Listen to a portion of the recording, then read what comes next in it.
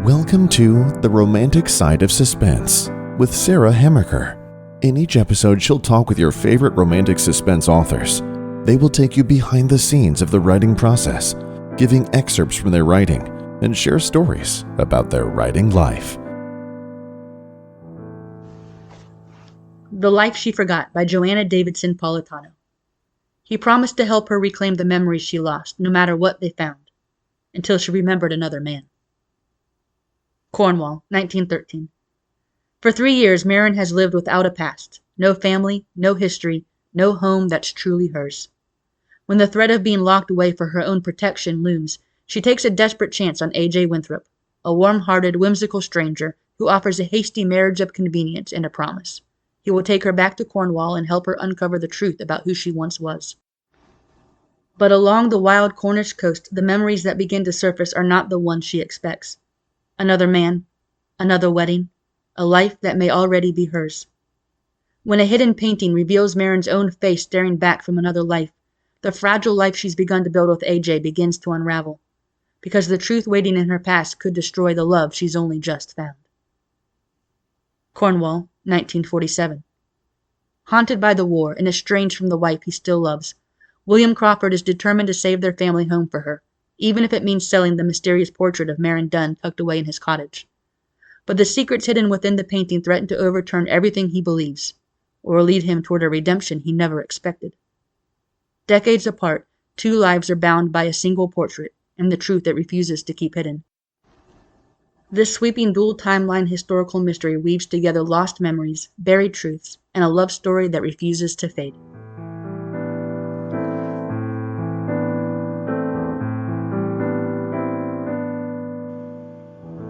On this episode of The Romantic Side of Suspense, I'm chatting with Joanna Davidson Politano, who writes atmospheric historical fiction that blends romance, mystery, and emotional depth, often set in distinctive old estates. I think we're going to be friends already, Joanna, because I love old estates. So welcome to my show. Oh, I'm so glad to be here. Thanks for having me. So why, I know this wasn't one of the questions that you chose, but I have to ask, why old estates? What draws you to those? Because I have a feeling you have more than one book kind of set in that kind of place. Oh, yeah. Honestly, I was writing a lot of other genres before I got published. And then my husband and I went to Scotland on our honeymoon years ago. And all we did was run around and visit all these estates. And there are so many stories. It was so amazing. And it just, it made something come alive in me. And all of these stories that have just been kind of forgotten. We did the tours of all these houses and heard the stories. But then a lot of times we'd wander across the street or go to the local pub and say, hey, what's the actual story behind this house? Who lived here? Mm-hmm. And these people would tell me, we've grown up here for generations, my family, and here's a lot of the behind-the-scenes stuff. Here's the actual family dynamic. And the stories were so rich and so interesting. And there's just something unique about a house that has lasted and, longer than so many generations. It has seen so many stories. And I don't know, that in itself makes these houses just worth something and just so unique. So that leads me to one of the questions you actually did pick, the location and setting. So are all your novel? I know you write the historical kind of romantic suspense sub-genre, but are they all set in England and Scotland, or do you have a particular setting that you go back to, area that you go back to, or are they all over the world? Oh, actually, they're all in England. Okay. This latest one is in Cornwall, which is part of England. I got a lot of my story ideas by traveling around Scotland years ago, but all of the stories are set in England, some in the theater in London, some out in the rural areas and things like that, but almost always set in kind of an old estate. All right, so there's just not old enough estates in America. This is what you're telling me. Exactly. Yep, we got to go back further. I can get that. I can understand that.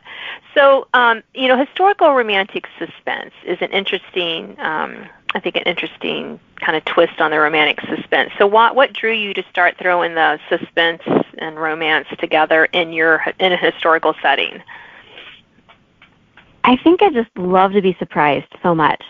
I started writing a book that was kind of a romance novel, but not enough romance in it to really qualify.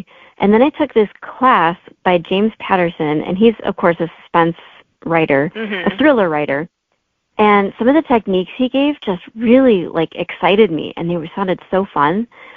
And I just, because I love to be surprised at the end of a book, it gets me so excited to write something that surprises other people. And a lot of times, frankly, it surprises me too, which makes it more fun to write. So, yeah. So you don't know all the details when you start writing? Oh, I absolutely know all the details, but I'm always wrong. You're always I love that. Yeah, I'm often surprised. I'm more of a pantser. I don't do a lot of plotting. I mean, I kind of have ideas in my head, where is it going to go? But I don't always. Sometimes the villain changes. Sometimes like, oh, it's not that. Oh, that's why I did that. Oh, okay. And things going. So I find it fascinating how our, everyone's brain puts things together. So it takes a lot of skill to be that flexible too, and be open to big changes like who the villain is. That's pretty cool that you can do that. Yeah, I guess you could call it cool. Some of my friends say they're more plotters, which I think is wonderful. If I might write faster if I could do that. Maybe not. I don't know. I don't want to spoil. I like you. Yeah, like you. I like to have the kind of enjoyment of writing it, and if I plot it out too much, I'm like, well, what's the fun in that? For my brain, at least. I know. Yeah, it's kind of like when you read, you like to be pulled through the story by the unknowns. Yes, yeah, definitely. So now we've covered why romantic suspense is just the best genre ever. So how about when you find time to write? How does that fit into I mean, you mentioned you have kids, you're married. So how do you fit writing into your life? This has been a tricky one. I wrote a lot when I was a single adult and when I, was married with no kids and didn't get published, and that would have been very convenient to get published then. But I actually wrote my debut published novel when I had my first baby, and she was napping so much as a newborn, and I didn't know what to do with myself all day because I was working. So I became a nap time novelist, and I had 2 kids, and I just kept writing during their nap times. It worked really well. Then we started homeschooling, and they got some independent work time, and I wrote during that. Homeschool stretching a lot longer. Now I have 3 kids, and they're getting older. So really it comes down to getting up early in the morning when my brain is fresh and just super creative, and then trying to do a little bit in the evening when they're in bed, but my brain's a little fried usually. So the interesting thing that I've found, honestly, is that when you put your priorities in the right way, somehow the time comes. It comes. And my priorities are always real people over imaginary people.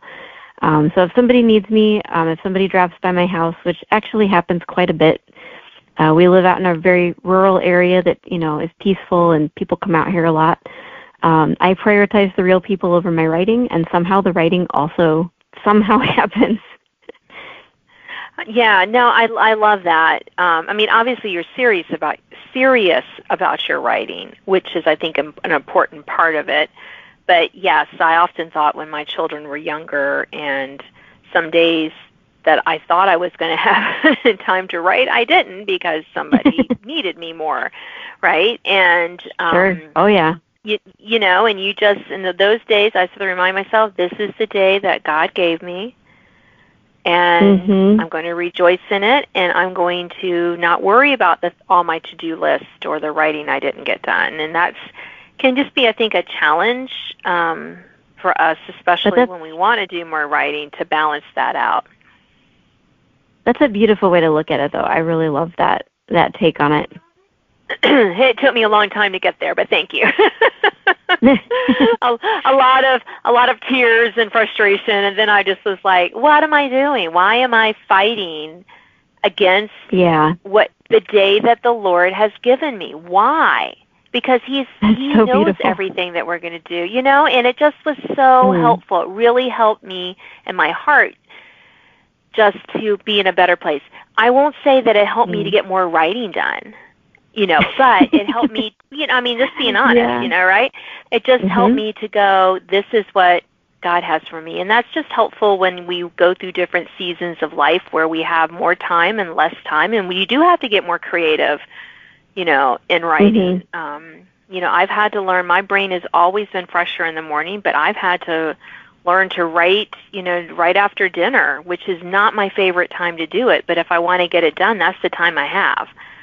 So, not that I write late in the evening, but yeah, it's what I got. So, it's either that or no words get done. So, yeah, I hear you. Right. Yeah, and releasing those expectations they're part of parenthood. They're part of life with God. They're just essential, right? Yes, they are. And reminding that we all on different writing journeys, and some of us will churn out multiple books a year, and some of us will maybe get one out. Or not, or none, depending on the year. Because I did love what you said about prioritizing people, real people, over imaginary people. And I think that's beautiful as well, because I think it speaks to, what is important in life. Yes, our words are important, our books are important, but when that neighbor drops by or your kid needs you for something, you have to think about, what your other callings are and what needs to be your hat on your head at that moment. The author or the or the mom or the neighbor or the whoever. So I think that's always tricky to do. Let's talk about readers, because I love readers. We all love readers. What's your favorite way to connect with readers? Honestly, I love one-on-one connections. That's great. Yeah. Along with having people drop by my house, I just love one-on-one connections with readers. A lot of times I have a reader email me a question. A lot of times readers respond to my newsletter, and we start a conversation, and we just go back and forth, and I love those. Those are beautiful. I also have a prayer promise on my website that, I will promise to pray for you if you want to just shoot me your prayer request. I've actually developed some really strong friendships from that. There's even a reader who comes over to my house and plays with my kids and hangs out with us and stuff like that. But people write to me because I'm a stranger.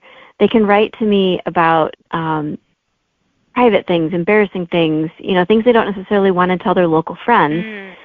But they can get it off their chest. And I can just be a sounding board. And that's very precious to me. I love it. As far as connecting with readers globally, I think my newsletter is my favorite just because it's like talking to somebody over coffee. It's more personal than shouting into social media and things like that. But definitely the personal connection. Yes.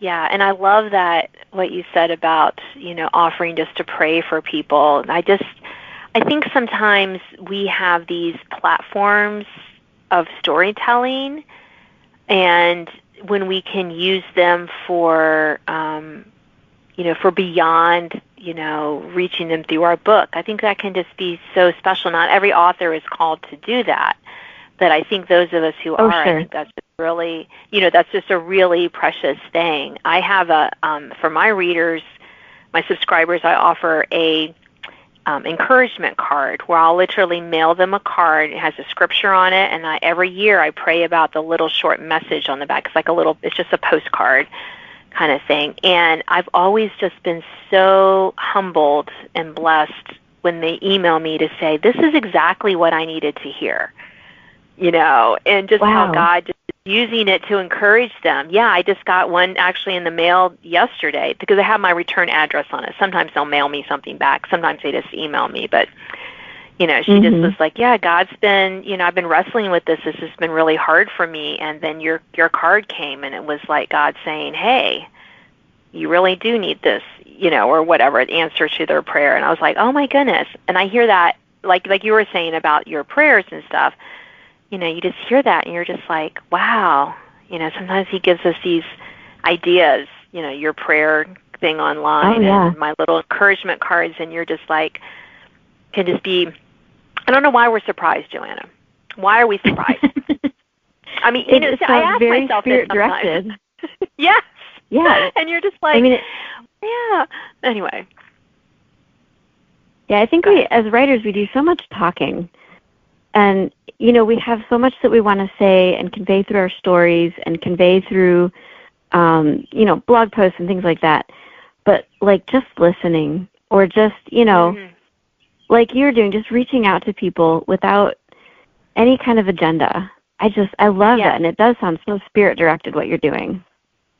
Yeah, and it just was an idea during COVID I had, and I have like more than 1,000 people on the list. And every year they sign up, I send them one right away, and then every year they get one, and it costs me money. I'm not going to lie. But somehow I get the, from my, but it just feels so worth it when you get those back and you realize that, God is using it in a way that I just want to encourage people, but he's using it in a way that is, just a beautiful thing. And it's just so, I just love that. Because it just shows us, really cool. How God is. And I'm sure you get the same kind of reaction for your little, people who tell you these things and share these things, and we don't always get to hear, but every once in a while we do, and I think that's just a wonderful thing. And they may never buy my book. That's okay. Yeah. They're investing in people is always. Yes. Yeah, investing in people is always worth it. It is. It is worth it. And you just have to feel like that's just, by helping someone else in their faith, and that is huge. That is huge. So, well, it has been a delight to talk to you, but we are out of time, so unfortunately we're going to have to stop talking. But I do want to leave you with one. It's been fun chatting. Is there anything, if no one has read any of your books, what is one thing you would like them to know about maybe your writing style or the type of book that you read that you would like to end our show with today? I would say my books are very atmospheric. They're also very spirit-driven, and sometimes that shows up more overt or less overt, but they're always written with God. And so everything that I write revolves around that, and a lot of it revolves around just the value of people, especially those who are kind of undervalued and overlooked. Now that is lovely. So thank you so much for sharing about your writing, about a bunch of things on my show today. I appreciate that. Well, thank you for having me on. I appreciate it.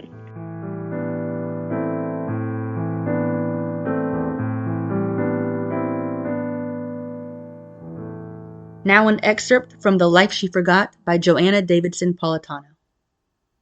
Marin, 1913. I propose to Ansel Winthrop in a spontaneous rush of words, and only then do I notice that birds have fallen silent. The park holds its breath to see what will come of this boldness. Marin Forsyth is breaking the rules again, proposing to a man. But pigeons, knowing that unspoken rules only hold humanity back, say nothing. They only cock their heads as I lean against the tree beside my friend, awaiting his yes to be as quick and jolly as ever. AJ, have tea with me in the church bell tower. What time? AJ, let's sneak into the Roman forts after dark. I'll bring the lantern. AJ, there are tunnels under the park. Lead the way. It has been this way between us since we met, one astounding yes after another. Yet today the air is different, the park heavy with low-lying fog. A muscle jerks in his cheek, but his eyes remain closed. His silence means nothing. It only feels long because I've put so much stock in this. His yes will change everything, and it won't matter if the rest of my life continues eroding. And yet, refusing me really is the only wise thing to do. Is AJ wise? Not if he can help it. My proposal seemed perfectly fitting when I said it, resembling the casual flirtation of our first meeting. What was it? 3 weeks ago, here at this park? Only 3 weeks. I've eaten cheese older than that. This is a terrible idea, isn't it? That's why he's still lying back on the grass, hands behind his head, eyes closed. He is formulating his refusal. If only he'd hurry and spit it out so I might return to the business of being free. Free from family, free from all financial entanglements, and as of this week, free from my position. But then I will have to face Cecil. Dear, precious Cecil. Even at 7, he's wiser than I am. I'll have to admit that he was right, too, and that I cannot take him along with me after all. My heart pounds hard. I cannot be his guardian. I can scarcely be guardian of myself. Unless AJ shocks me and agrees to my madcap scheme. Right now. I puff out a breath. Well? AJ peeps one eye open. What, no declaration of undying love, he quips? No self-respecting gent would accept without such shows of affection. I jiggle my foot, glancing about the park with an odd sense of being watched by someone. Shall I read you sonnets and kiss your fingertips? At least cling to my hand when you declare your love. He dangles it beside me. I duck away, my face burning hotly. For all that is holy, you needn't say yes, AJ. Just have done with it and refuse me. He sits up and seizes my hands, heedless of the ladies on the path behind us. Instantly I melt in the rich brown-green of his gaze. You're serious? His brow knits. Marriage. I flash my cheekiest grin and shrug. Only if you agree. How stiff my shoulders are. Something flashes across his face like a magic lantern show. Suddenly, the romance of the moment billows up until the rightness of this risk firms up in my heart. So I'm the safest harbor in sight, am I? You desire security now that you've lost your position. Security, yes, but also, he quoted Emily Barrett Browning at our first meeting, and he made me laugh even when I was angry, and even children love him, and his smile has magic in it, and it's AJ. Marriage to anyone would be a rescue right now, but marrying AJ would prove an Eden-like delight. He angles a critical gaze at me. Likely he thinks me shallow. Perhaps I am. But can I bring myself to declare my undying love for him? I've known the man little more than a fortnight. Yet I do know this. Ansel James Winthrop brings color and life to all he meets, myself included. I've never felt so instantly at ease with anyone before. Is that love? Perhaps a woman in reduced circumstances hasn't any business expecting love. Come now, AJ, I'm only hastening along what would have happened anyway. We've exchanged subtle flirtations for weeks now, and what is the point of all of that if not an eventual declaration? Surely he sees the sense in this. Love doesn't always require time, only sincerity and a good dose of delight. Instead of answering, he flops back on the grass, hands behind his head, eyes closed against the bright sunlight. The cad. I open my mouth to take it back, to beg that he, instead of wedding me, take on a 7-year-old orphaned boy with an extra sensitive nature. But then AJ says, very well, with a jovial tone that might have ended with, why not? I accept your terms. I exhale, sagging against the tree. Well, that's grand. I'm overcome with such lovely calm, the like of which I've not felt since Lady St. Lawrence's funeral.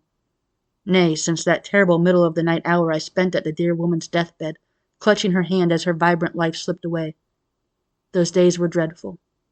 But now, life is clarifying into one clear path, and all I have to do is walk it, with AJ. I slip my hand into his and cling to this man who has agreed to tie himself to me, which is quite brave of him, all things considered. He cracks one eye open to look at me, smiles, then closes it again, squeezing my hand. Another long, low exhale of contentment, which somehow calms my nerves. He's happy. This isn't the worst idea, just a hasty one. We'll have a quiet ceremony at the chapel as soon as possible. But Lady St. Laurent wished you to have a fine wedding at St. Peter's, and you should honor her wishes. She'd be most pleased. I sigh. Very well, I suppose you're right. Only afterward does the obvious strike me, not with alarm, but with a faint hollow click of recognition. I hadn't ever mentioned to him the contents of my late employer's will, not any of it, not the wedding provision or the more generous portions. I let him lead me out of the park, still dazed by how neatly everything has fallen into place. All my careful scheming suddenly felt less like planning and more like stepping onto a path already laid out for me to follow. Thanks for listening to The Romantic Side of Suspense with Sarah Hammerker. If you enjoyed this episode, please leave a review. You can sign up to receive notifications of upcoming podcasts and listen to previous editions at sarahhammerkerfiction.com.